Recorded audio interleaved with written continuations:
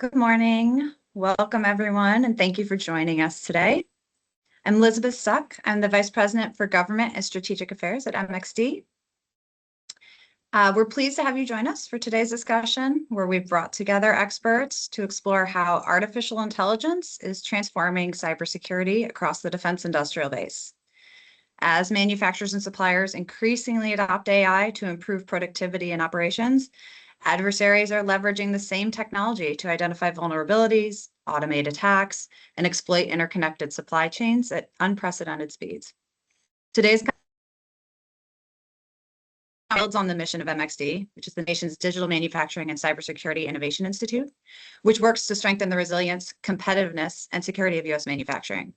We'll examine today what an AI versus AI cybersecurity landscape means for manufacturers, suppliers, and defense organizations, how AI is reshaping supply chain risk and trust, and what organizations can do to prepare as cyber operations move closer to machine speed. Now, I'd like to introduce today's speakers, Jake Braun and Mike Tanji.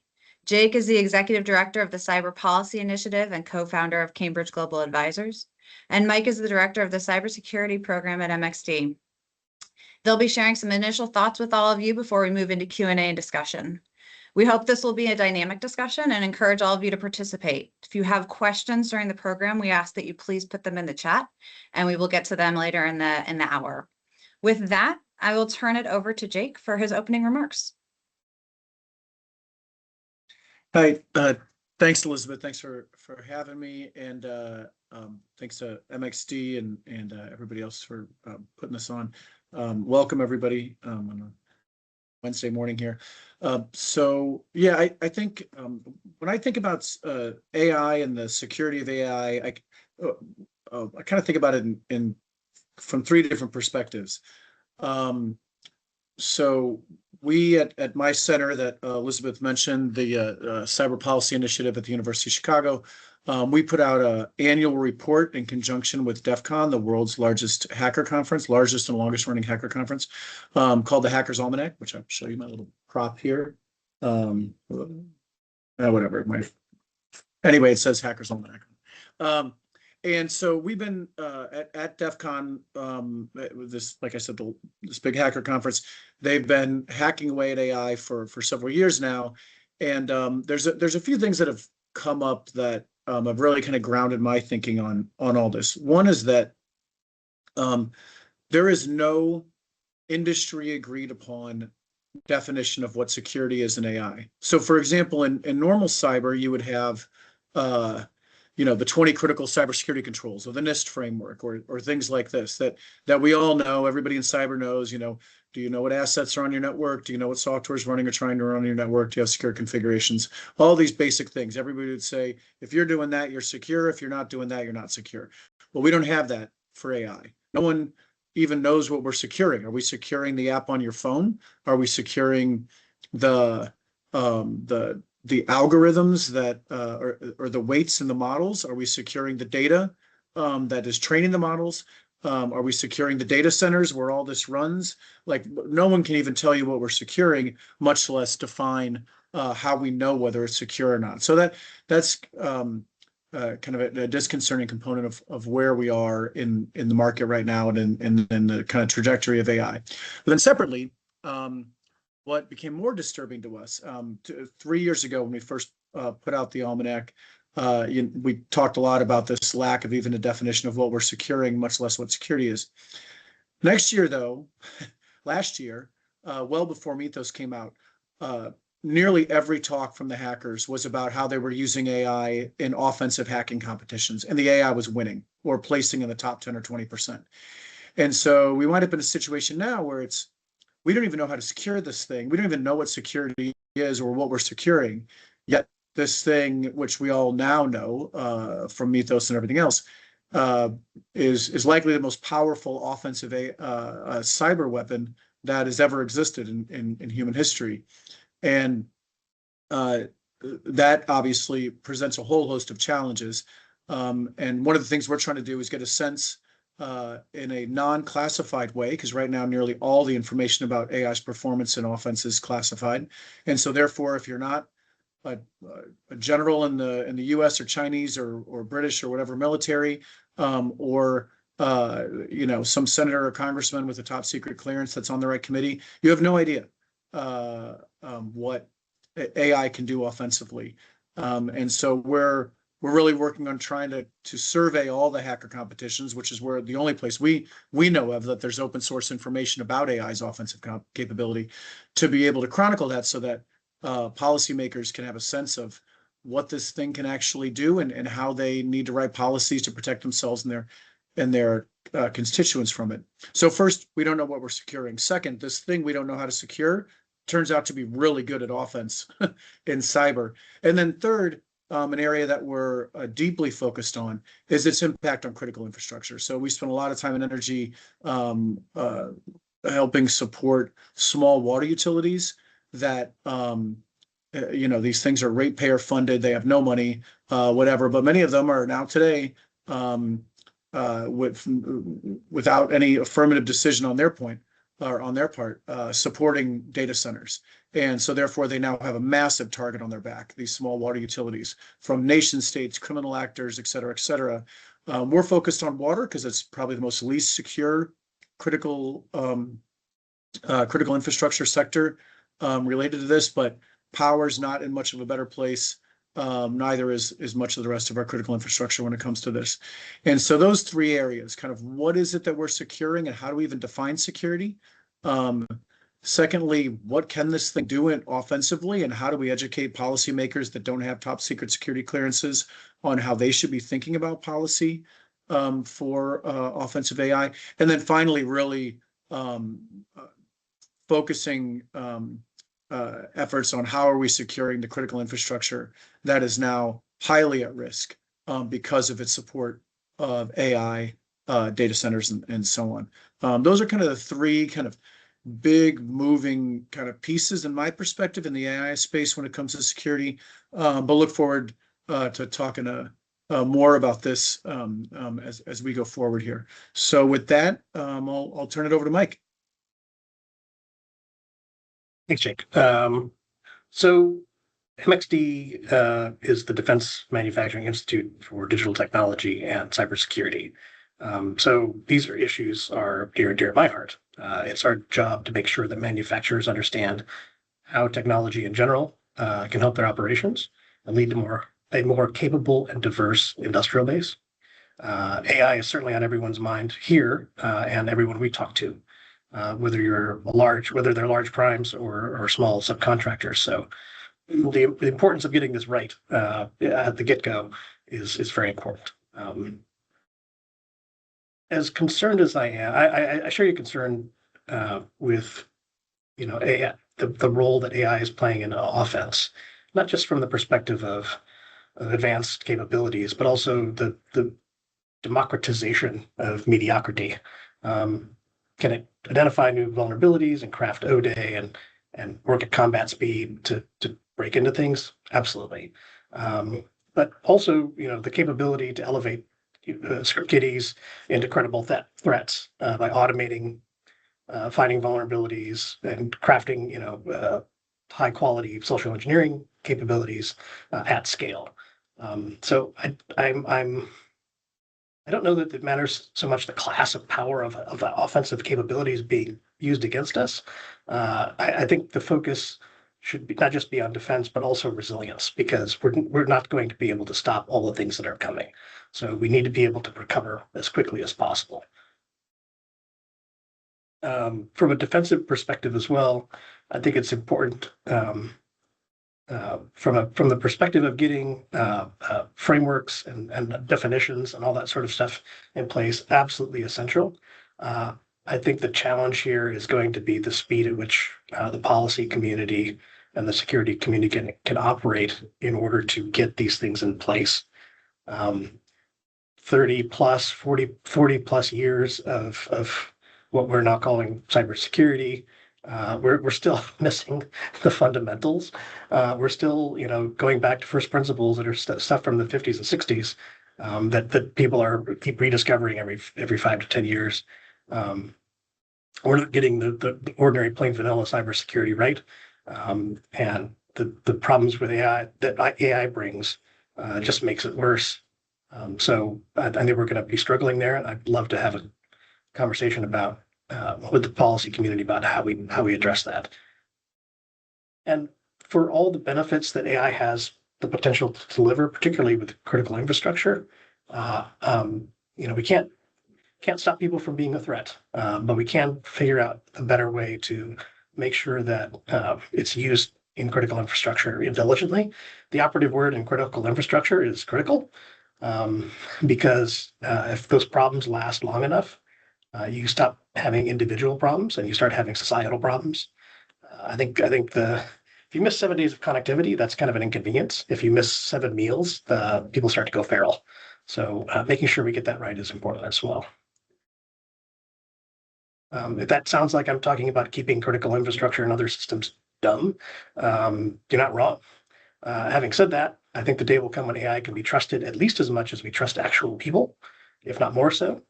Let's not allow our actual intelligence to be tricked into thinking that artificial intelligence is a solution that is ready for prime time for anything that deals with life, health, or safety. Thank you.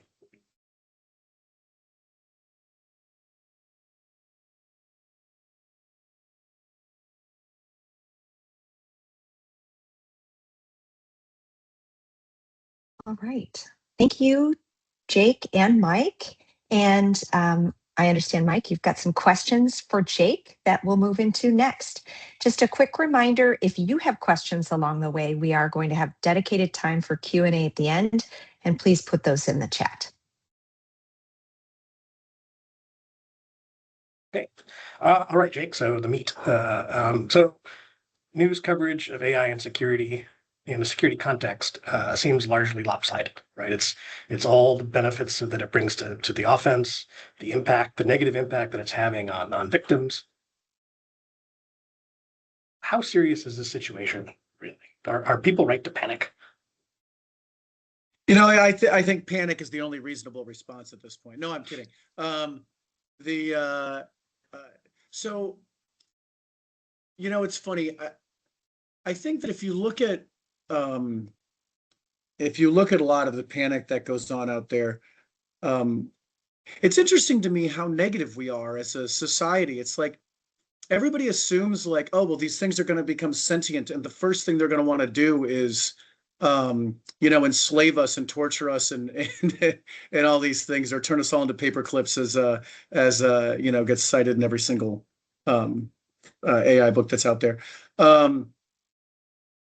Which is interesting to me, because of like, I'm not very religious, but if you look at like, the Bible, the Torah, the Quran, like what did Adam do? Like, did he initially go and say, oh, I want to go and torture and enslave all the animals? Like, no, he's like, I want to mate. Like, where's Eve? And I wonder, like, really is the big problem for us going to be when like Gemini and Claude meet each other and decide they don't care about anything we have to say anymore, and they're just going to go, have children and make beautiful music together. So it's weird that we've got such a dim view on this. I don't think Terminator's not going to happen anytime soon. They're not coming to enslave us, but I do think there's a very real concern on one front in particular, which is the kind of Jurassic Park problem. Could it jump the fence?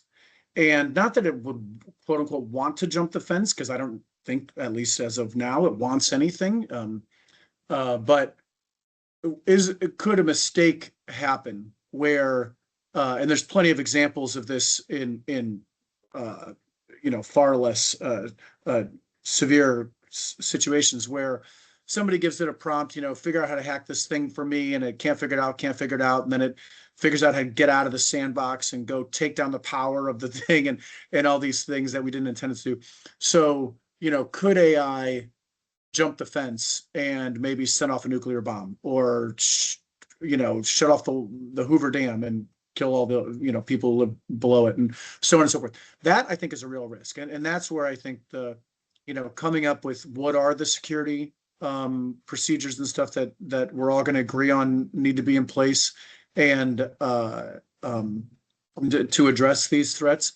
I think that at least in the near term, in the next 5 to 10 years, 10's hard to say, but in the next 5 years at least, it is the threat that we need to be mitigating for. Not that, AI is going to become sentient and Terminator is going to be around the corner and it's going to enslave us. I don't think that's the risk, at least in the short term.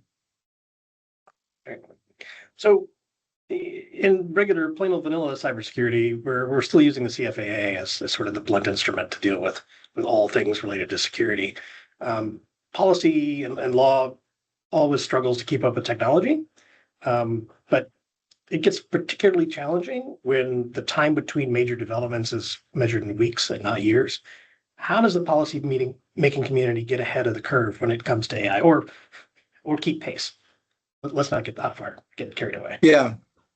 I mean, so as somebody who's worked in policy, in the federal government and the local space, and Homeland Security, the White House, and so on and so forth, it may seem odd to hear this from me, but part of it, I think, is the policy folks need to stop trying to get ahead of it too much. Because I know, so I had a CIA briefer when I was in the White House, and he told me, of course, this is all not classified or else I couldn't talk about it on this call, but he said to me that, they were refusing to try and make predictions about AI that were even 2 years out, because they're like, it's changing too fast. We're not going to go tell you this is what's going to happen because we're probably going to be wrong. And then, they're going to be mad at us for being wrong.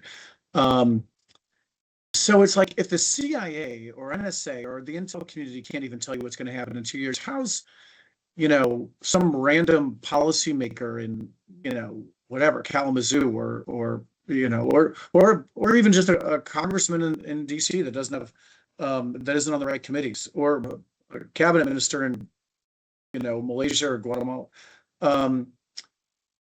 But I don't think they necessarily need to. I mean, it's not like we regulated the hell out of every new technology the second it came out the door. I think, we have a lot of laws in place already about proper use of technology and how we go after companies when that technology goes wrong, when people have material harm, and so on and so forth. I do think we run a big risk. Like, for example, in the Biden administration, we were obsessed with training data, and we were trying to regulate how companies could use training data because we were worried about making AI that was racist and sexist and all this stuff. But it turns out, actually, the training data isn't the issue. It's the weights that, it's when you kind of vote yes or no, like this is a good answer or a bad answer. But example would be, you don't want to be book banning, just like, we're not for book banning for our students. You don't tell the kids they can't read Mein Kampf. You say Hitler's evil and Mein Kampf is terrible. It's like, we don't stop the data from going in. We tell them, we socialize them and say, hey, this is bad, right? And it turns out that's actually the more data, the better for training AI models, but you really have to have rigorous processes in place to say, this is bad, this is not bad, blah, blah, blah. And so that's just an example of, had we legislated or had we regulated it, we would have been totally wrong, and we would have actually screwed up American AI development. So I think actually what a better role for the government would be right now is to have NIST or some entity like NIST, probably working with the Center for National Security, which maintains the critical cybersecurity controls, a bunch of former NSA people who are the ones who created the controls 20 years ago to begin with, would come together and provide a framework for what security of AI should look like. And then in many cases, the market actually will help address this, because entities will start suing each other if those frameworks are not followed. So there will be case law, and that will come up from this. And then the insurance market, which had took a lot of time to really start writing real insurance policies in cyber. I think we'll now that they're further along on that, we'll have a better chance of writing insurance policies for AI. And that helps move the market, because the insurers want to know that you're putting these standards in place if they're going to insure you, which helps move the market. So I think really getting us to focus on having an industry and particularly U.S. government agreed upon definition of what security is will help move the market in a way that will stop us from screwing this thing up, but also enable the levers we already have, case law, insurance, other, regular criminal investigations and so on from the FBI and others to help start to steer this in a direction that's beneficial for society. Right. So the vast majority of companies in the defense industrial base are small and mid-sized companies, particularly small, less than 20 headcounts of 20 or less. Their use of technology is not limited, but it is constrained by a number of reasons. Not the cost of it, just the way they operate. They're not large primes. They're not cutting edge, and that's not a detriment. It's just you don't need to be cutting edge if you're just making proverbial widgets, right? So is AI a boon or a bane for companies like this, right? Because you're talking about, people talk about how I can use an AI to improve productivity and increase the amount of things that I'm doing, the quality of the work, being able to scale. But I don't do that for a living, right? I'm not Boeing. I'm a third tier sub for Boeing. So is there a level where you have to be this high to ride the AI train, or is this something that we can? Is there a way to make this universally acceptable and adoptable? Well, so for the last part of your question, can you explain a little bit more? Kind of what you're getting at there. You mean universally acceptable and adoptable? What do you mean by that? Let's see. You mean to make if I AI want to- universally acceptable and adoptable, including small businesses? including that, yeah, in that small business context, yeah. Okay. So, so I run a small business, and I think there's a couple of things. One is, it can be quite a detriment. I've noticed, when I give my staff an assignment and they have AI do the first draft of it because they kind of don't know where to start. It's just word salad, and the worst thing is it looks right when you look at it on the page, and then when you go back and start actually reading it, you're like, oh, once you know how AI works, it makes sense. It's like, oh, it just took a bunch of words that it found on the internet about other people talking about the same topic and just threw those words in some quasi-grammatically correct sentences and put them on this page. And so unwinding all that winds up often taking more time than story. So in that sense, it is kind of it can be a drag on productivity and so on. In other cases, though, when you have a specific thing that you are trying to do for your company, whether it be, automating reports and things like that, where you have standard information, you can put it in and actually, by the way, tell it not to go to the internet, only use this information that you're giving it and so on. Then it can actually be quite helpful.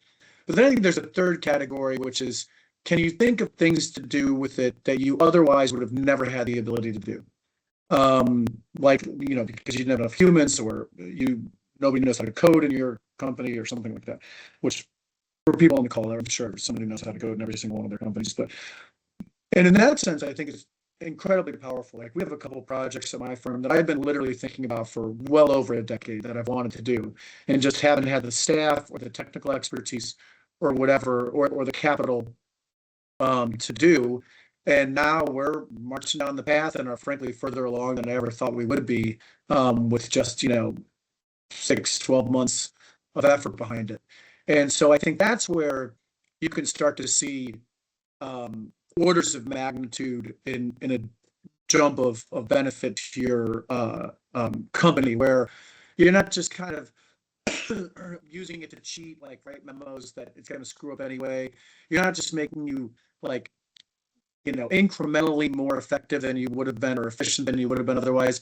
But when you're adding, categorically new components to your business, by really thinking through things that bigger projects that you otherwise could not do, but you're going to use an AI to enable you to do.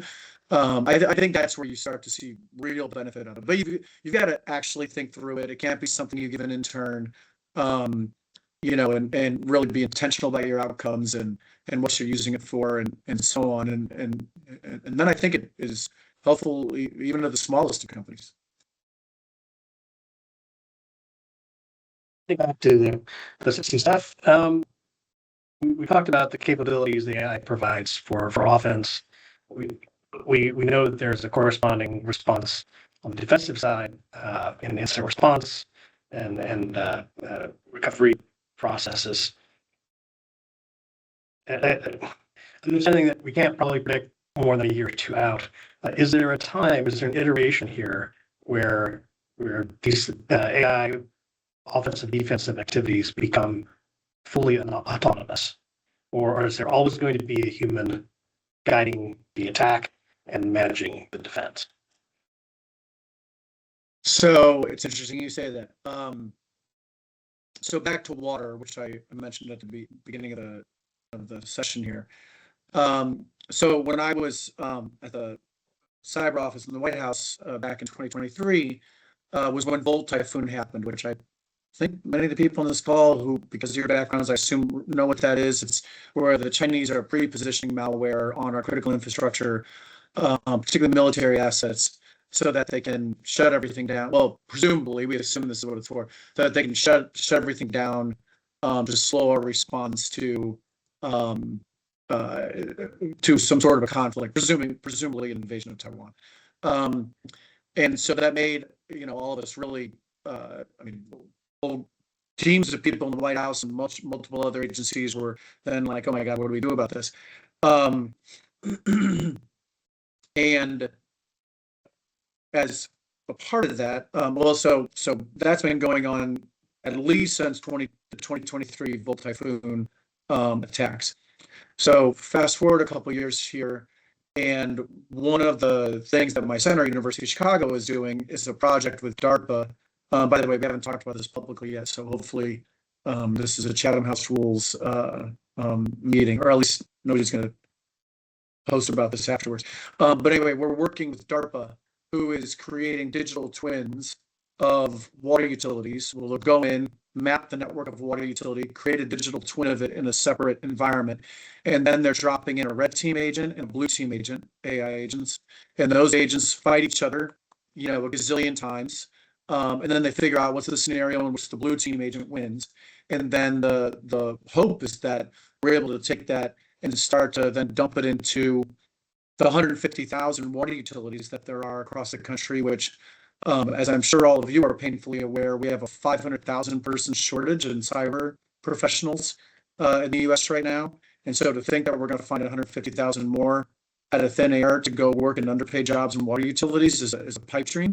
No pun intended. And so I think this AI agent scenario is actually quite likely to be, you know, maybe the only solution that's scalable. And so there's a lot of effort being done on that right now, and even by, you know, the premier research organization in the federal government, which is DARPA. That's fantastic.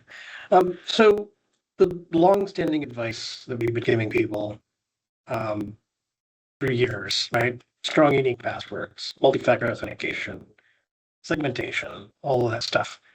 You know, whether it's shield up or back to the basics, whatever we're calling it these days. In an age of AI, do those things still hold up? And if not, should we be thinking about other things, fundamentals that we should be telling people to start adopting? Yeah, I'm glad you raised this. There's I have a lot of thoughts. So I think that if we, well, first off, when it comes to shields up or zero trust, or I hate all of these things because they're just like these words that kind of make people think that we need to do something different, when really what they mean is just do better cybersecurity. Like, I don't know what, like, zero trust is, I don't know what they're talking about. Like, what do you mean zero trust? Okay, well, I'm not supposed to trust anything on my network anyway, because technology is ultimately hackable. So what am I supposed to do? Like, tell me what to do. Well, what you're supposed to do, whether it be if you're trying to implement zero trust, which is unimplementable because it's a meaningless term, or shields up, which I know you didn't come up with, Mike Cizza did, which is also a meaningless term. The things you're supposed to do are already outlined in the 20 critical cybersecurity controls. And I think the top 5 of those are still highly relevant, and I don't think that's going to change anytime soon. So what are those things? What assets are on your network? So take the water example. Like, unfortunately, most of these water utilities don't know what components of the utility are actually attached to their network because they've had IT creep for the last 40 years. And so knowing what's on your network is maybe the most fundamental thing to know how to secure your network, which is why it's control number 1 and has been for a decade or 2 at this point. Then secondly, what exists? Right, exactly. How am I supposed to secure it if I don't know what's on my network? Then secondly, what software is running or trying to run on your network? Like, that's like, if I don't know that, then what am I doing? And then third is the network securely configured. Again, like, if I don't know if there's some port that goes to the open internet or whatever, some random person hooked up the printer, which I've been in this situation many times, hooked up the printer to something that goes to the internet and then never unhooked it up. And then now the whole network is just accessible by the internet. Like, if you're not doing those 3 things, like, I don't know what you're doing. And so forget zero trust, forget all these buzzwords. It's like, implement these basic controls. And maybe there's more to do once you do those things as it relates to AI. Maybe there's more to do related to AI once you do those few basic things. But most organizations can't do those few basic things to begin with. I mean, I remember sitting with a guy at a major bank a couple of years ago, and everybody in this call would know the name of this bank, and probably most of you bank there. And he told me, I have literally an unlimited budget for cyber, and I still to this day cannot tell you all the assets on my network. He's like, I can't even really approximate all the assets on my network.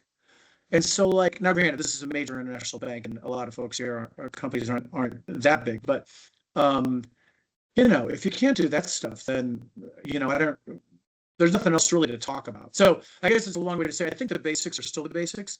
But largely that's because we've never gotten good at doing the basics. And so once we're good at that, there probably is other stuff to do. But anyway, I've rambled on about this enough. Do the top 3 cybersecurity controls. Yeah, and it comes down to, at some point, it comes down to, like, how much security, right? I can, compliance is not security, but compliance gets you to the basement, right? It gets you to the poverty line, and then from that point on, it's confirming that you're at the poverty line, and then now you do this, and that's great, but then you have to draw the line somewhere, because you could do all the things and more and more and more layers and layers and layers. And if you've got the robot who never sleeps and is constantly pounding away, like, it chips away. Like, you have to draw a line, because eventually nobody's in the cybersecurity business, right? They're just in business. So at some point, ROI comes into play. So even in an age of AI, I think that's true. Yeah. Sorry, I didn't cut you off. Go ahead. I did have one alibi on that. Okay. One thing, by the way, that Bob Lord, who I don't know if any of you know, and it sounds like there's small businesses on the call, so I wanted to mention this. So he was the CISO of Twitter before it became X. He was the CISO of Yahoo, and then he was at CISA at DHS for years. Like, a brilliant guy, one of the leading minds in cyber from my perspective. It sounds like Mike agrees. And he would always say for small businesses, I mean, aside from multi-factor authentication, stuff like that, like, don't try. Just go into Google Suite or the Amazon Suite or the Microsoft Suite or whatever. They will do better security than you will ever do. Make sure you turn on their security features, because a lot of them don't come with default turned on security features, and just live in that environment and let them do your security. Again, you got to turn on the security. If you try and do it yourself, you're just, as Mike said, you're not in the cyber business, you're in business, and you'll never have the time or resources to do it all, unless you're a big company that has a whole division that does that. But for small businesses, get into Microsoft or Google Suite or whatever and turn on your security functions in your MFA and outsource it to them. Yeah, absolutely. Yeah, in an environment where you don't have the resources, human resources in particular, just go where they can scale that, right? So, perfect. Big thing that I run into all the time when I'm talking about with people about AI is whether or not, well, confusion. That AI is just like AI is search. Right? AI is not a search. Right? To treat a prompt in an AI like search is going to get you terrible results, and that's why one of the reasons why I like the headline of 99% of AI projects return no value. Right? Well, yes, if you just throw AI on somebody's box and say figure it out, they're going to treat it like what they know, which is search. Right? And is there someone understanding, we're not promoting anybody or anything, but is there someone out there? Is there a source? Is there an organization that is, how important is training? And is there somebody out there doing it really well? Where people can go and really get an understanding of what this thing is doing, how to make the best use of it.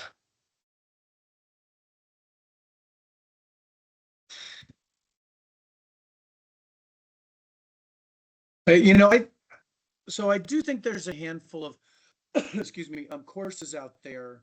MIT has a good one. I think one of the big tech companies like IBM or somebody has a good free or cheap one. I can try and find these afterwards and send them to Elizabeth or Mike or whoever to send to the group. But there are a few that I think are better than just kind of trying to read about it on the internet. I don't know. I think so much of this is trial and error right now. Part of the reason I'm struggling is, I just like everybody else to try and, keep up on this stuff. I probably read 30 books on this in the last 2 years. And the books that are like the how-to books on how to use AI are the worst of all the books that are every single one of them I read, I'm like, this is such a waste of my time. So it's hard to point, like, it's all just such obvious stuff, like be intentional about what you're doing and, blah, blah. That, I would look to one of the kind of bigger kind of academic entities that are putting out free or very reduced price courses on this. Like I said, I know there's an MIT one that's good. I think there's a Stanford one that's actually quite good. Outside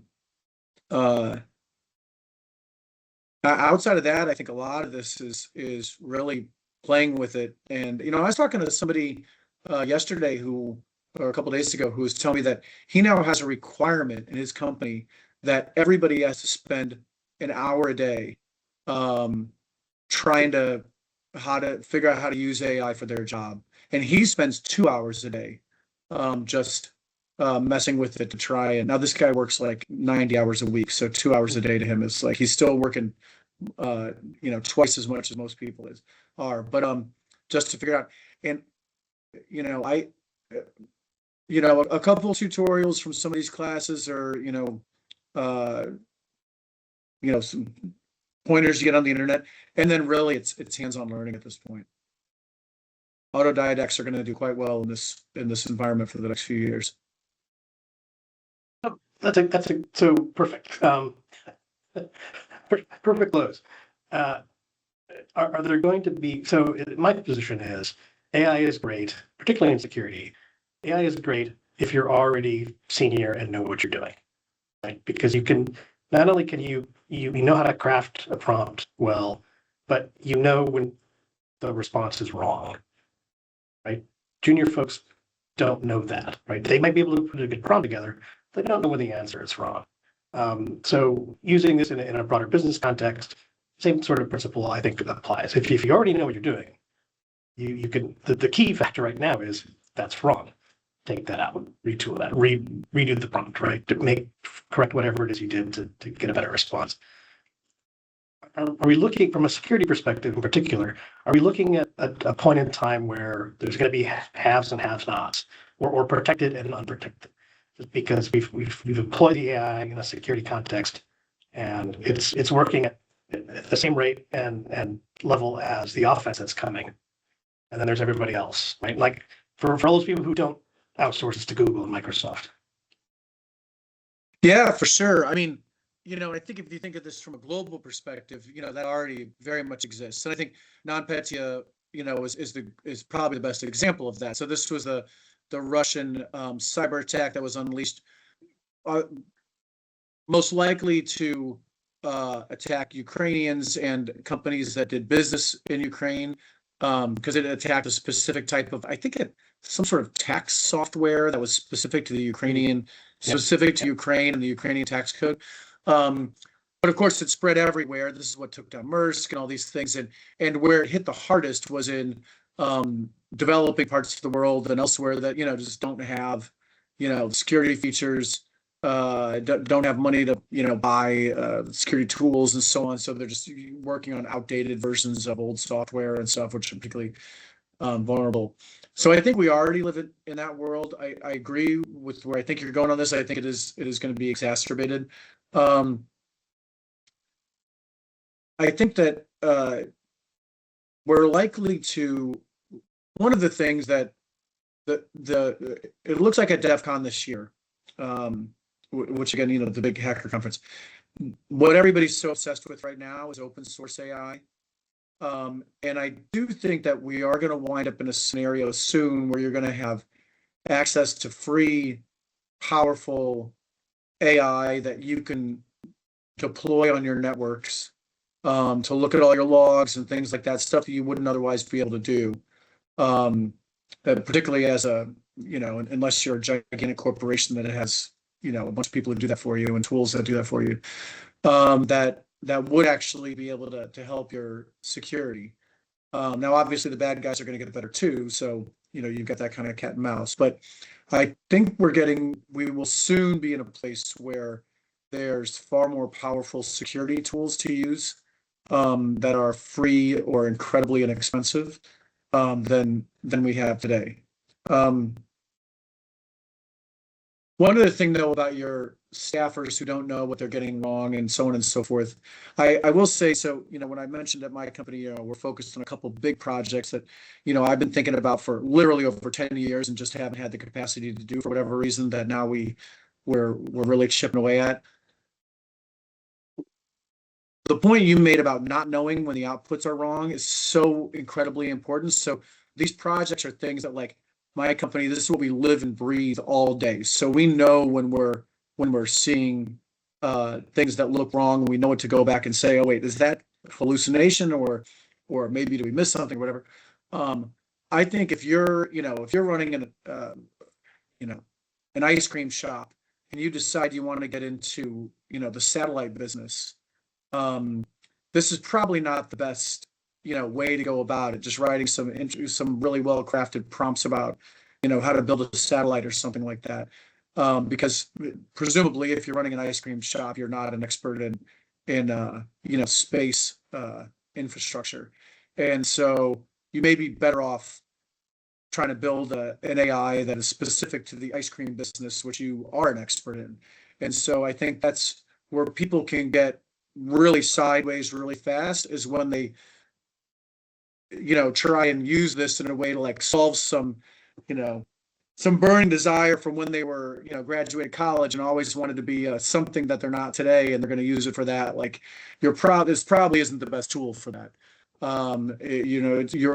It's much better if you're using it for something that you're already an expert in, to make you be able to do more faster, blah blah blah.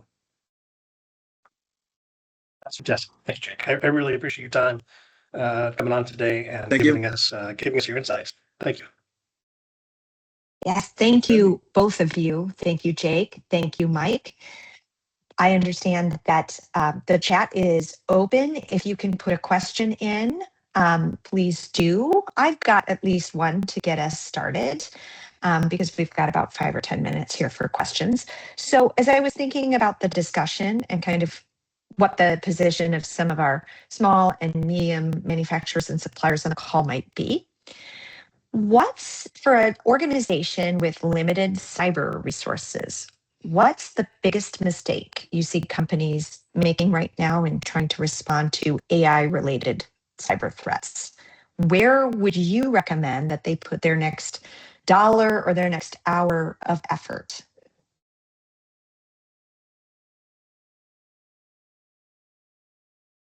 Go ahead, Mike. Yeah, You raising your hand? yeah, Yeah, good. I was gonna let you go first. Oh, okay. I would use it to do the basics. So, for example, if you're if you're uh if, trying to figure out all the assets, if you're big enough that you need to worry about what assets are on your network, and even small businesses often do, then use it to figure out to unleash it on your network to figure out all the assets on your network, or to tell you what software is running on your network, or if your configurations are set up securely. I think, trying to, build a whole new, network that, you think is going to be more secure because AI does it for you. Like, there's so many ways that's going to go wrong. Use it to very intentionally implement the basics. Mike, anything to add? Say training. Make sure you train your people on how to use it first, because if you don't, they're not going to do it right properly, and you're going to be disappointed. Right? If you know what you're getting into, you know how to employ it. You can produce. The analog to a machine shop is perfect, right? A lathe, a milling machine, all these sorts of things do specific things. If you're trained on how to do it, you can turn one thing into another thing, and it's useful. Same principles apply. We're going to teach you how to use this thing so you can be more useful. Great. Question from the chat from Melissa. A bottom line question. Because of AI, are attacks getting more frequent and or more sophisticated? Jake, maybe we'll start with you. More frequent, more sophisticated because of AI? What are you seeing? Yeah, for sure. Ransomware, which already was kind of commoditized, there's massive, ransomware groups out there now that outsource, by the way. They have like franchise models. It's not even franchises. It's like they're 1099 contractors that they, will pay, or you can, some random group of bad guys can go pay one of the big ransomware groups to get access to their tools, and then they'll just go off on their own and ransom folks. So things like that were already commoditized and kind of being used in almost a buckshot approach against victims. And we're only seeing that increase, and to your point, are getting more sophisticated. Like, I don't know if you all have noticed the phishing attacks you're getting right now. Like, they are way better than they were even a year ago. Yes. Yeah, and so many more varieties, pushing QR codes and smishing and vishing, all sorts of things that, even the savviest among us can be tricked into. Is this something I need to click on or respond to? Yeah. Oh yeah, I know. I think I really annoyed the university when we were part of that Canvas hack that happened a month or two ago. Mm-hmm. Canvas is that big software that like most universities use, and I think a lot of high schools do. And I had some interview and said I refuse to respond to any email or inbound call about this. I will only call the help desk directly, and ask for what needs to happen, which I think caused a flood of calls to the help desk when they were trying to get people to respond otherwise. But I mean, you truly can't trust any email and really any call you get now. Like, we just had a thing in the Hackers Almanac last year where there was a group that had successfully been able to spoof FAA calls. So they were able to call and do air traffic control. I don't think it was in the US. I think it was some other country, and able to spoof like a manager or something like that. to tell the air traffic control people to do whatever wrong thing. I mean, they didn't let the whole thing play out, of course, but I mean, if folks could do that, they can easily impersonate your banker or whoever else. Mike, what are you seeing? More sophistication, more frequency, greater cadence? It is well, yeah. I won't berate or belabor what Jake said. The environment is much more dangerous than it was just a few years ago. So, for the folks who are behind security, they're just getting further and further behind. If you couldn't deal with the simple stuff, you're absolutely not going to be able to deal with the sophisticated stuff. It would be interesting to get some data on volume and frequency. I think the big hacks that make the news are notable not just because of what they've accomplished, but because they tend to be fairly rare. Although there was a water system in Minnesota yesterday that got hacked, and that didn't attract nearly as much attention as I thought it would have under normal circumstances. So, to the extent that we're getting jaded on this, that's unfortunate. But particularly when it comes to AI related stuff, I think it's important that we document this stuff and we archive the stuff that we have solid data, so we can make solid predictions. We can make solid decisions about what it is that we need to do in response. I think we've got time for one more question in the chat, and this is from Christina.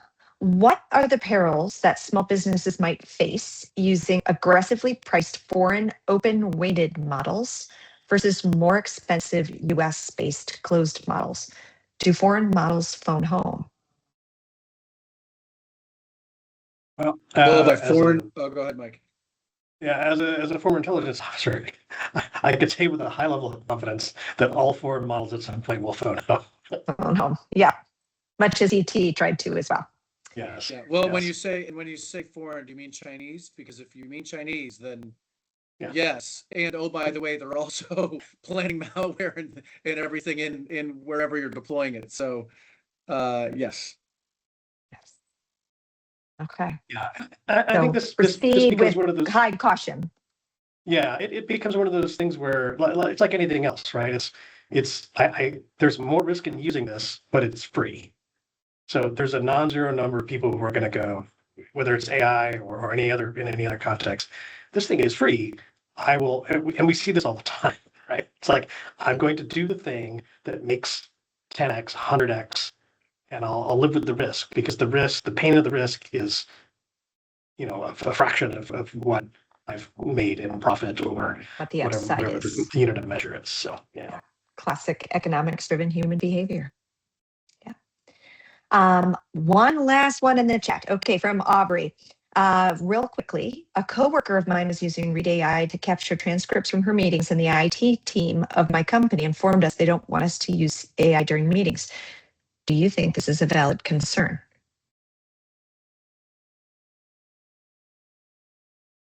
I guess my question would be, was it just for, like, I know, for example, we usually have the transcriber thing turned on our Zoom calls just because, we're not great at taking notes and don't remember things and so on.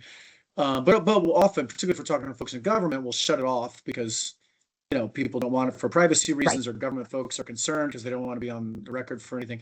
So in that context, I get it. But outside of that, I guess